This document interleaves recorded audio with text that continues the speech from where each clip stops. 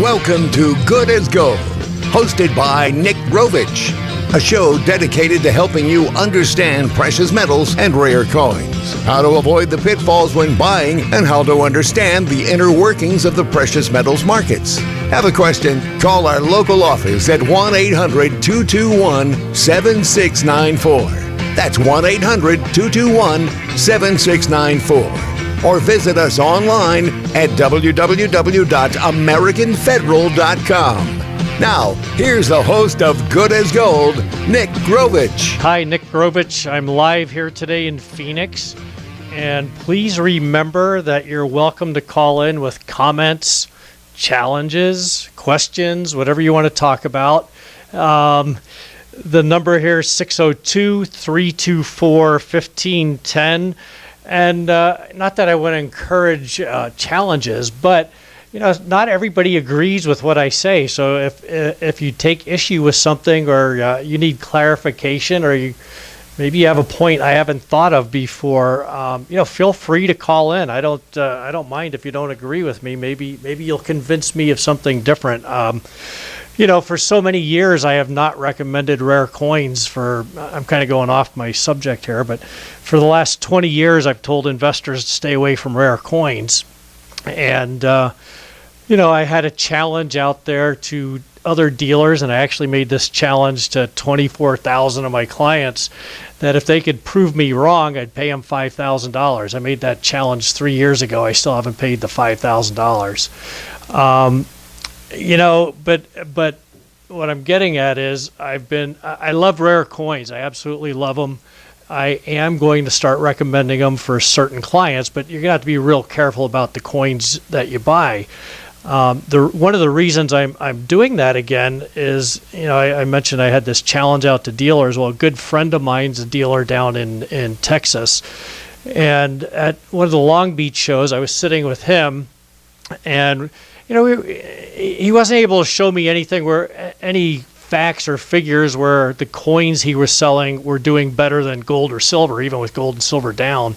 But he was able to convince me that certain areas of the market were actually underpriced, they were good value, and probably had very little risk.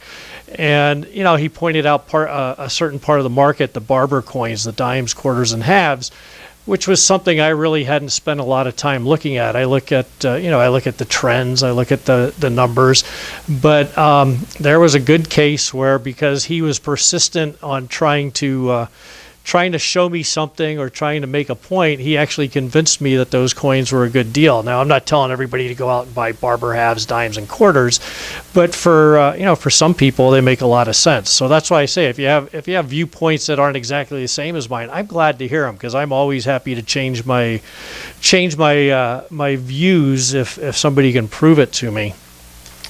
Anyway, a couple things. I have a lot to talk about. We'll see how much we get through here today. One question. We'll have a question first. This is actually a fairly easy question, so you're going to have to back it up a little bit.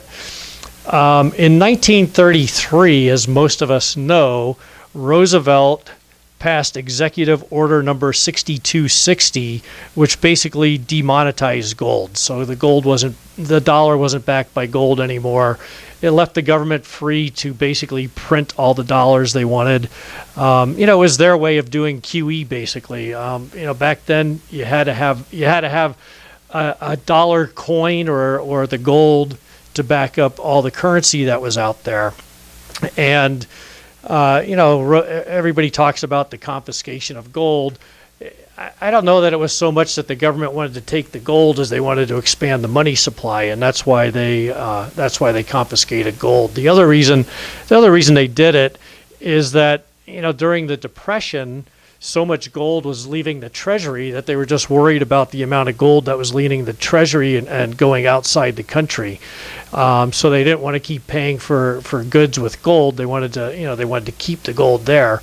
So it was one way that they could expand the money supply, keep the country from continuing to pay out huge amounts of gold.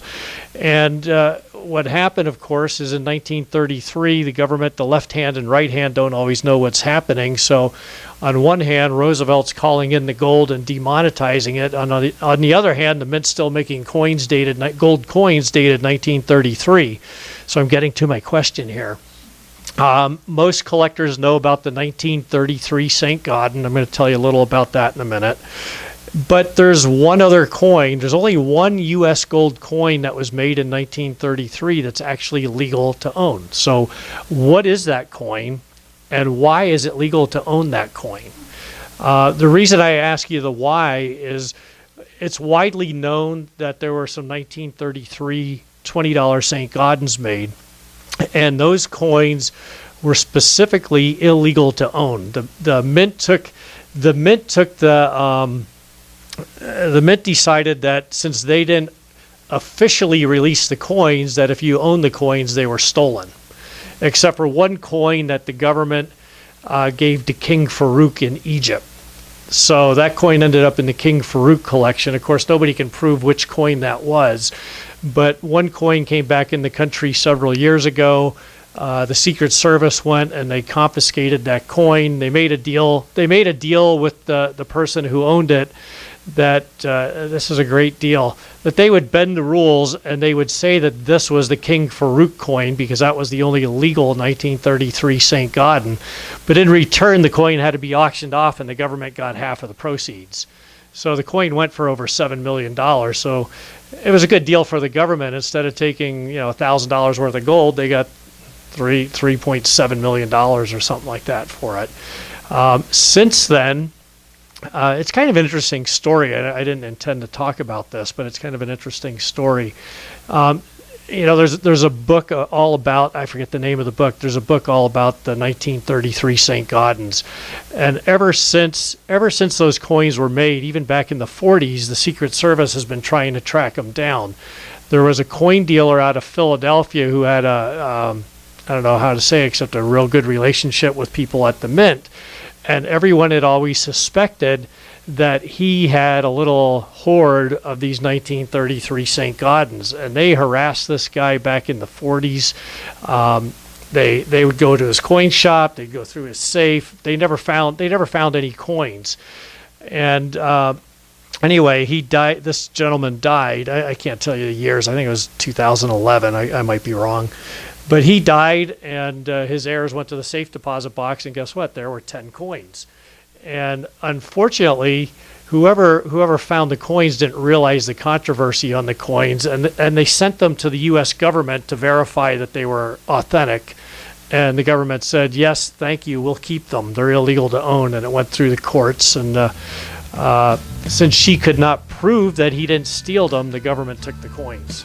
So you figure that out. That's $70 million worth of coins the government confiscated. There's a lot more to that story. I'm not going to really go into it, but it's a great story if you ever want to read about that. We're going on break, and when we get back, I'll talk a little bit more about this.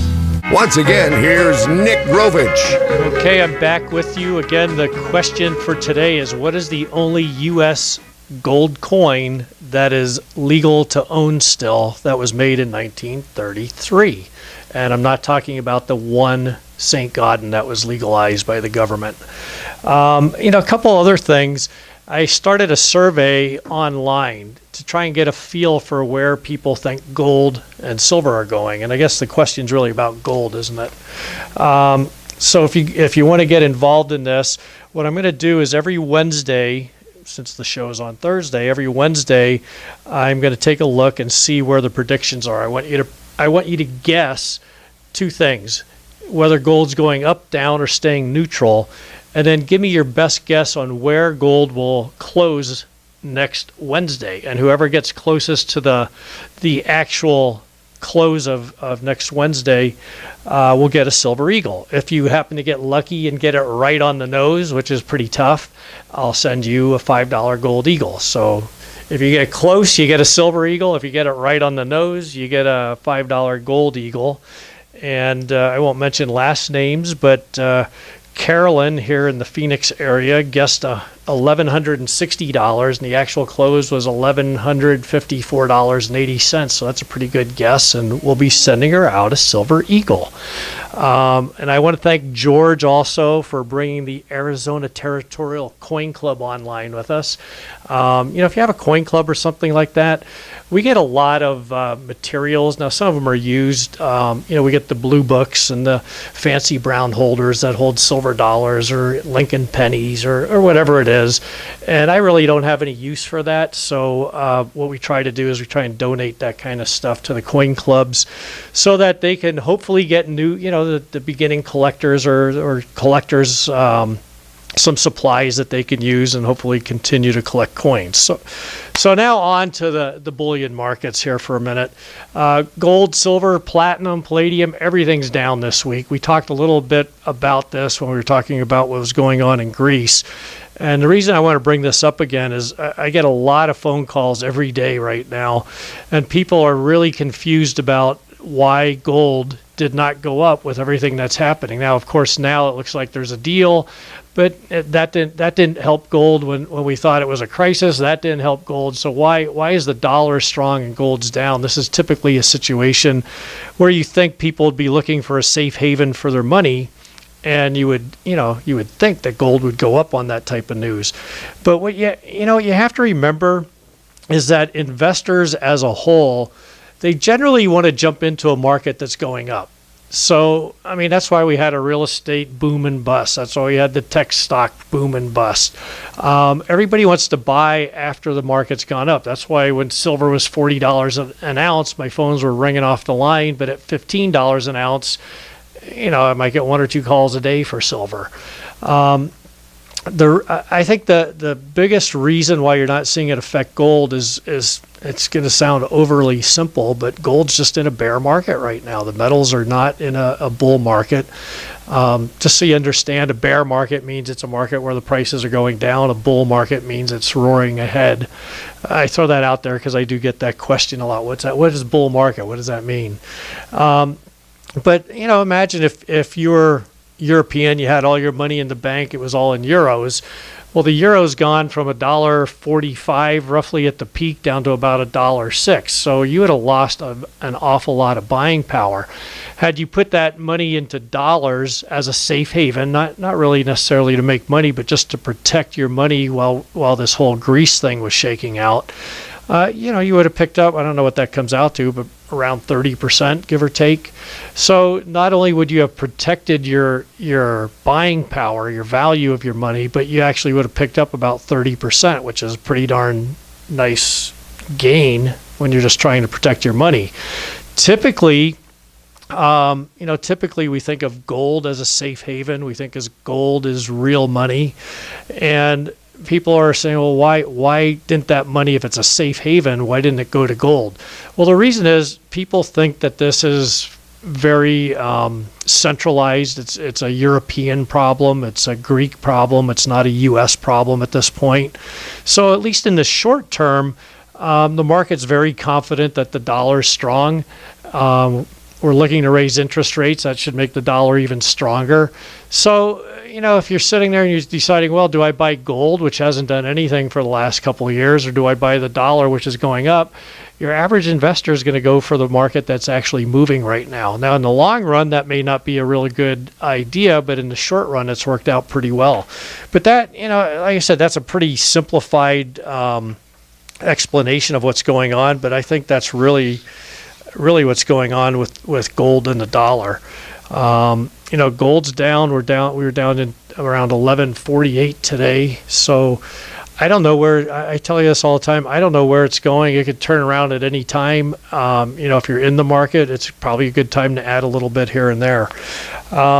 So the question I asked online, I'm kind of bouncing around here about gold. If you'd like to get in on that, go to the website, AmericanFederal.com, and there's a form you fill out, and you can enter your guess at what gold will be next Wednesday at the close of market.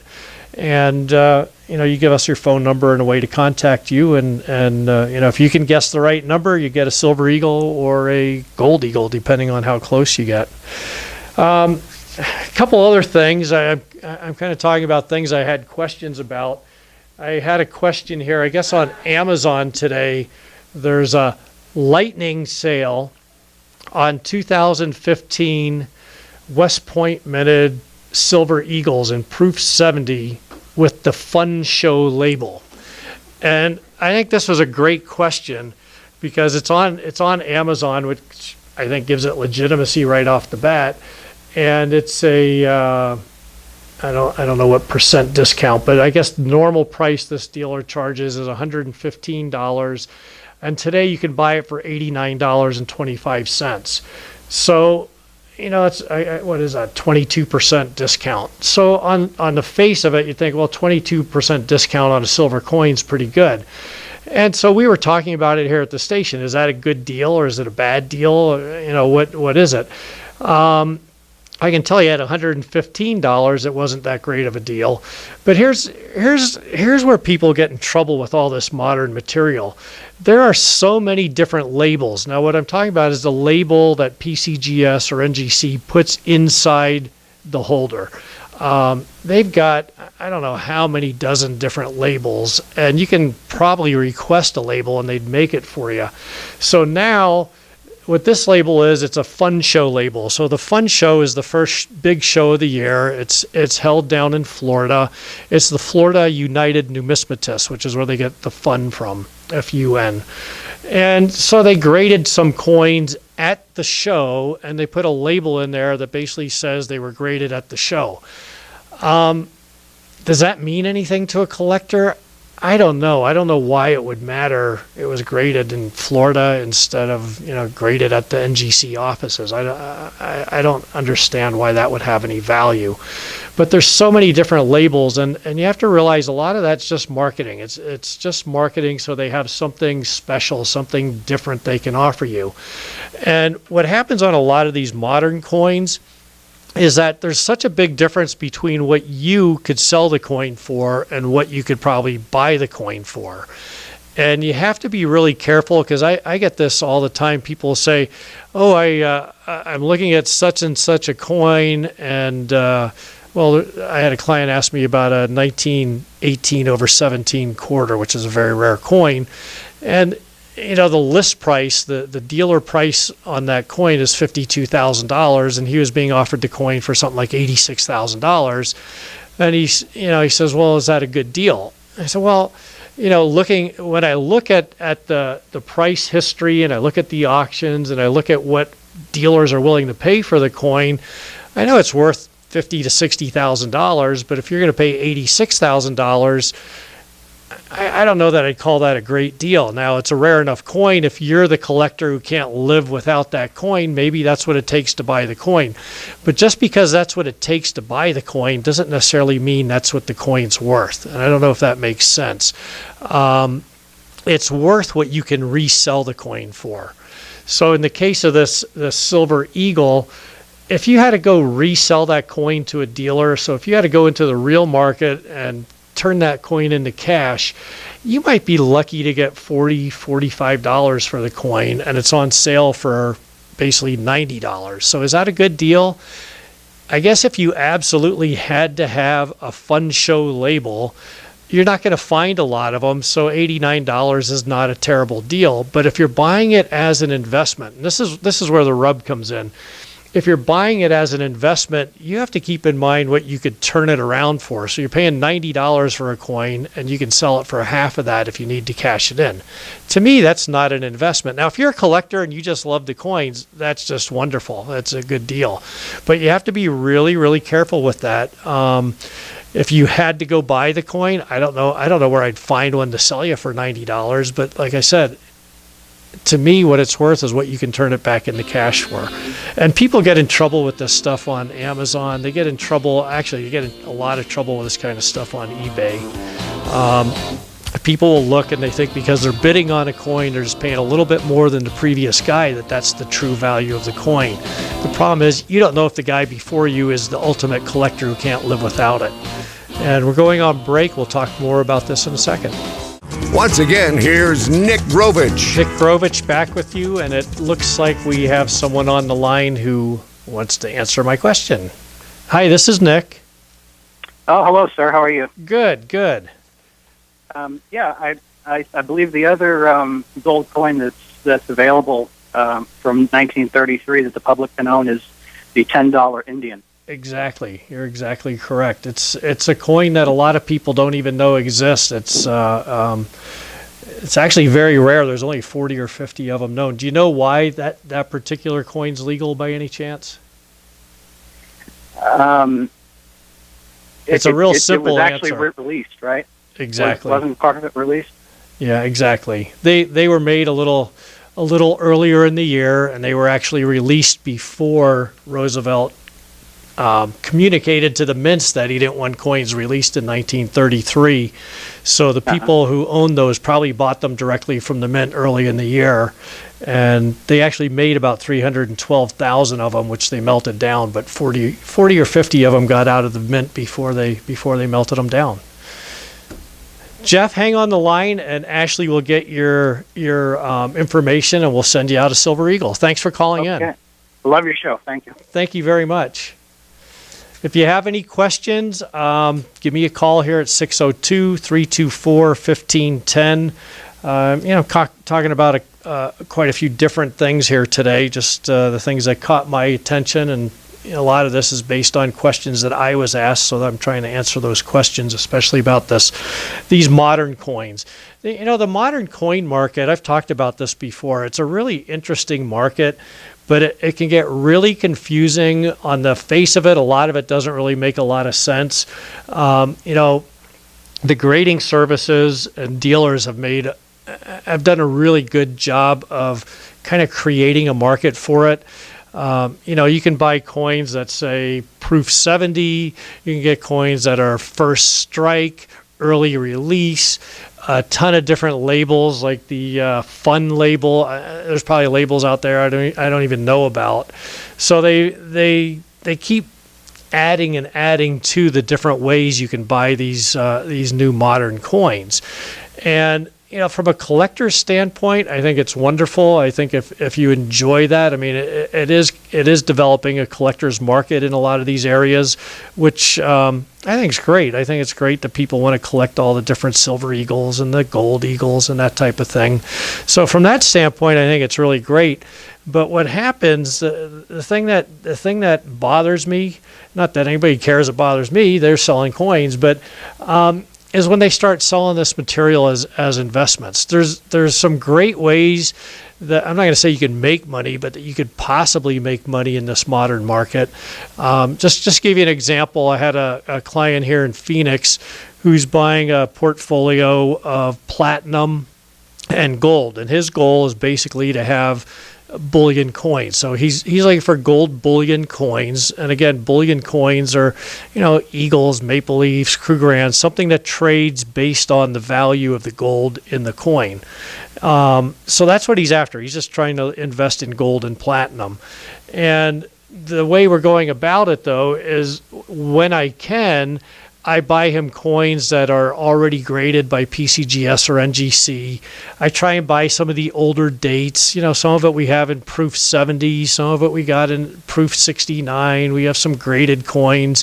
But the thing is, a lot of these coins, when they come back into the resale market, in other words, when somebody walks into a shop or sells them back to a dealer, a lot of those coins don't really command any extra money just because they're graded by the grading services or because they have that label. That fun show label I keep talking about on that Silver Eagle, if you had to go resell that coin right now, I don't think anybody cares that it's the fun show label. So you're not going to get any extra money out of that when you go to sell it.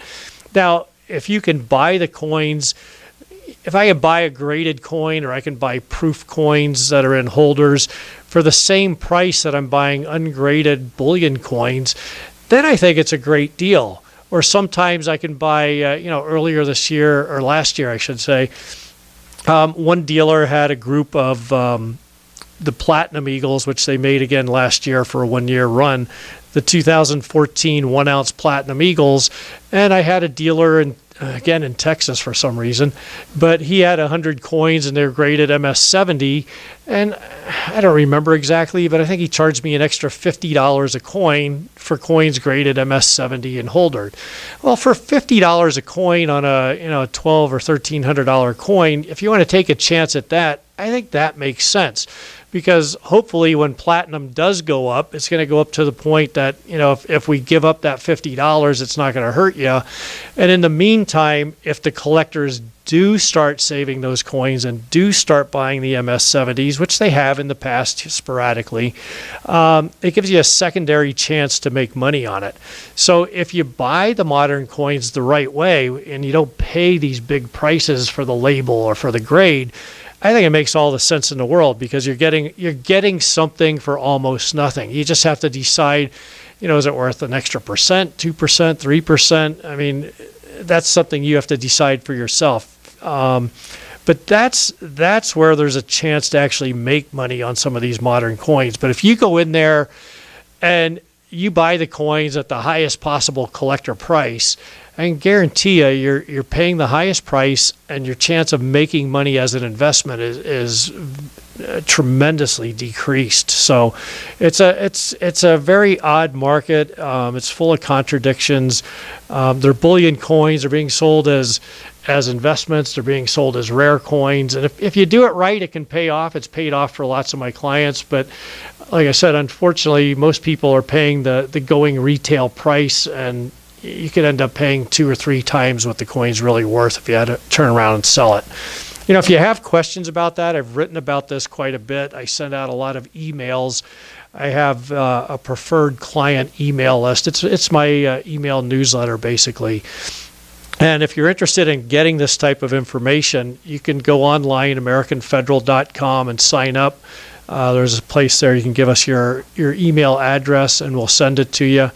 You can call the office. The local number is 480-553-5282. If you're not in the Phoenix area, it's 800-221-7694.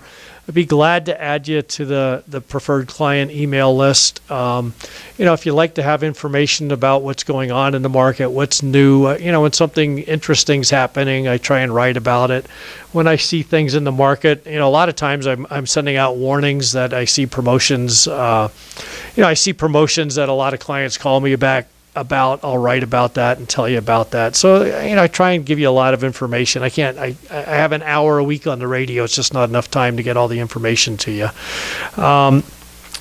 Something else I sent out yesterday, as a matter of fact, by email, a lot of people own rare coins, and the bulk of the people I think that bought rare coins over the last 20 to 25 years have not made money. Now, are there exceptions out there? Absolutely. If you're one of the people who've been buying, the Picassos of the rare coin market, you've been buying 1792 half dimes for 1.2 million, or the coins that they build an auction around, the headliner coins.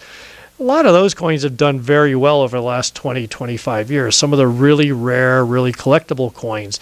But typically, that's not what most investors are buying. Most investors I come in contact with are dealing with brokers, and you're kind of getting whatever they have to sell. Some of it rare, some of it not so rare.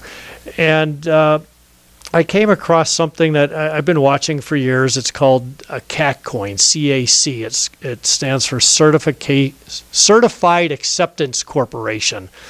And what this is, it's kind of a little twist on the grading companies. The gentleman who started this company years ago, his name's John Albanese. He's actually the same person who started NGC. So he's very well known. He's a great guy. He knows what he's doing. Got a great reputation in the industry. I've known him for, over 30 years probably. And what he does, they're within any grade. So if you line up 5 St. Gaudens that are all graded MS-65, you can look at them and there's going to be a variance of what those coins look like. In other words, some coins, if it just barely makes an MS-65 grade, so if it's an MS-65.1, it's going to get put into an MS-65 holder. If it's an MS-65.9, in other words, it just barely misses being an MS-66, it's still going to be in an MS-65 holder. And that's why when we buy coins from people or sell coins for people, a lot of times we do a consignment because, even though we have the grading services, collectors still like to look, they like to pick and choose, and a lot of times they'll pay more if they can pick the nicest of the MS65s or the nicest coin that they have.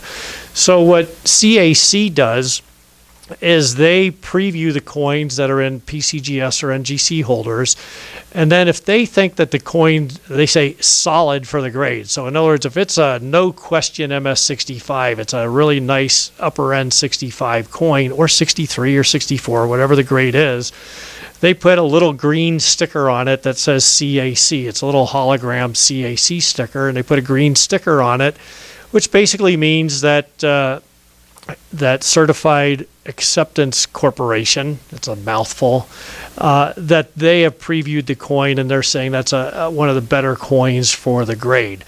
And honestly, in the beginning, I wasn't sure that if it was a gimmick or if it was going to catch on. It's really done really, really well. And I recently have become a CAC authorized dealer. In fact, I'm the only authorized dealer in the Phoenix area. There's one other dealer down in Tucson, so there's two of us in the entire state. And there's really, I don't know how many dealers there are. I probably should know that, but there's only a handful of dealers. It's not open to. It's not like PCGS where they take 2,000 dealers and everybody's a member.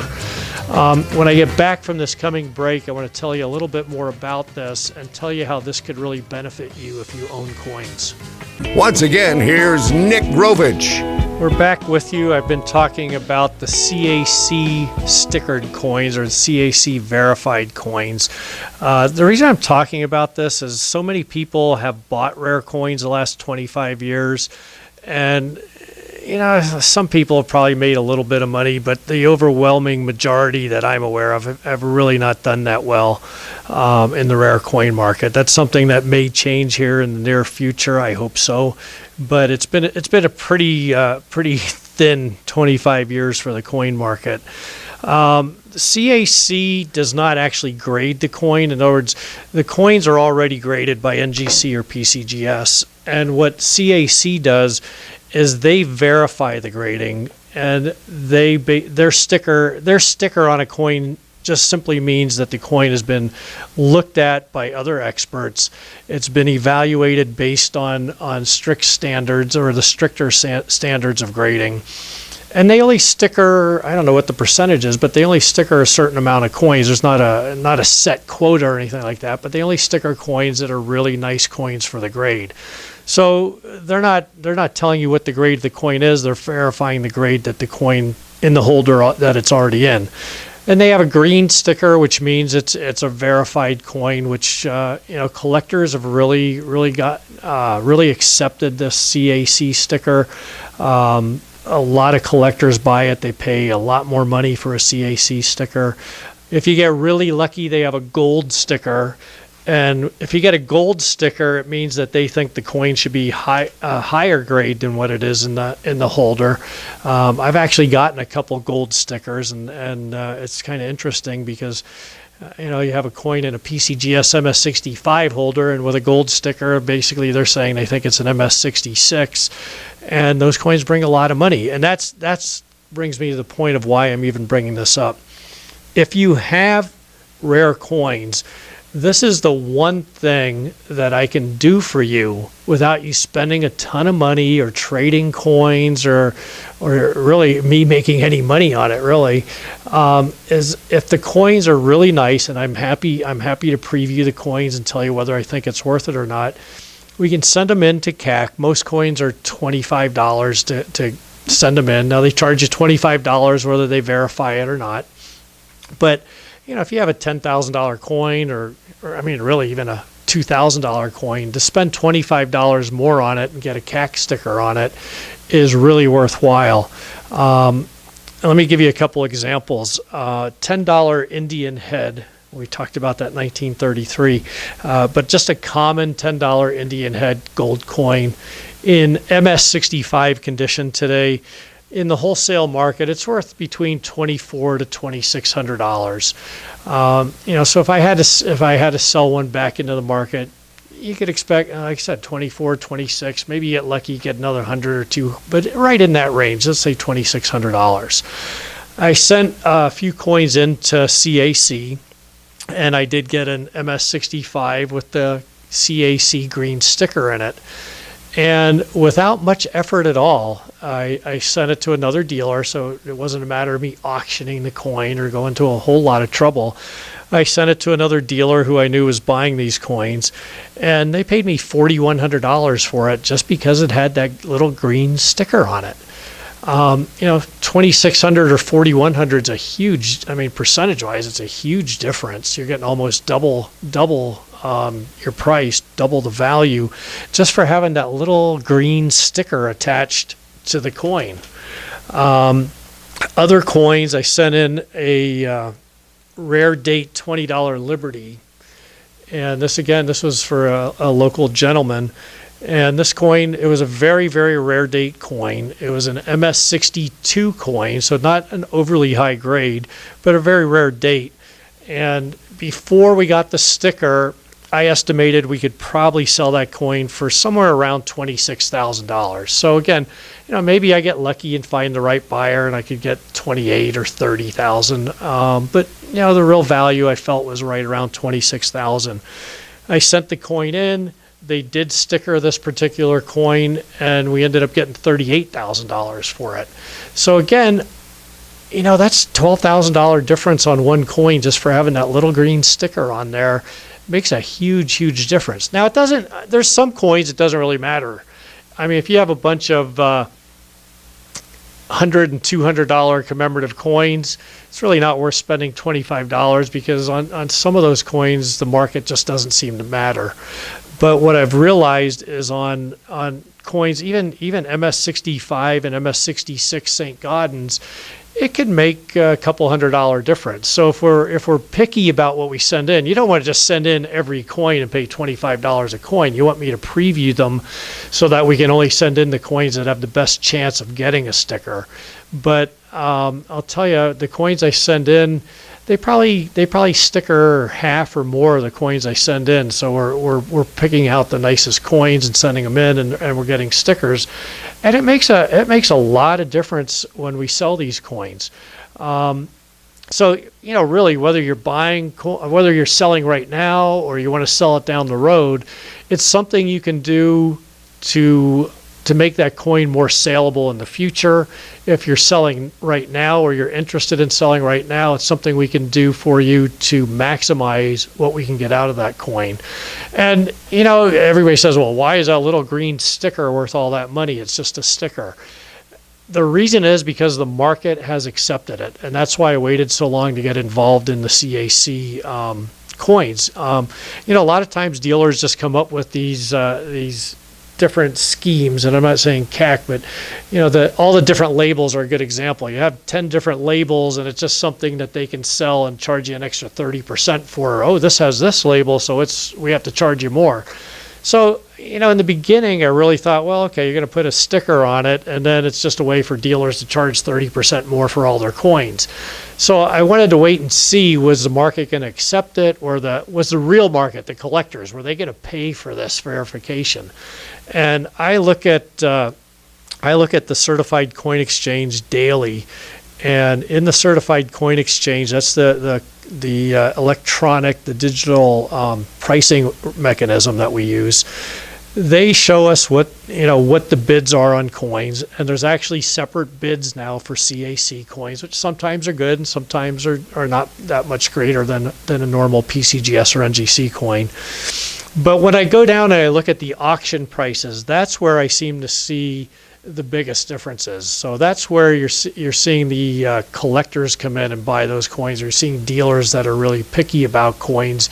So I'm seeing on the certified coins, to get 30 or 40% more for a CAC coin is not unusual at all. I've seen some coins, I can't remember which coin it was, or I tell you, but last week I was looking one up, and a CAC coin, a CAC coin, went for $21,000, and a normal NGC of the same grade coin went at auction for $7,100. Now that's a that's triple the money just for that little sticker. And, like I said, it's $25 for really expensive coins. I think they charge a little more. I think if it's over $10,000, they might charge more, but it's inexpensive. I don't make a penny sending these into CAC for you. I don't make a penny by doing that. They don't kick back any of your $25 to me. So it's really more of a hassle than anything for me to send them in. But it's just something I feel, it's something I can do for people who own coins. It's something I can do for my investors. So if you do own rare coins, you can send me a list of the coins. That's a good place to start. I can tell you which coins would make a difference if they had a sticker on them.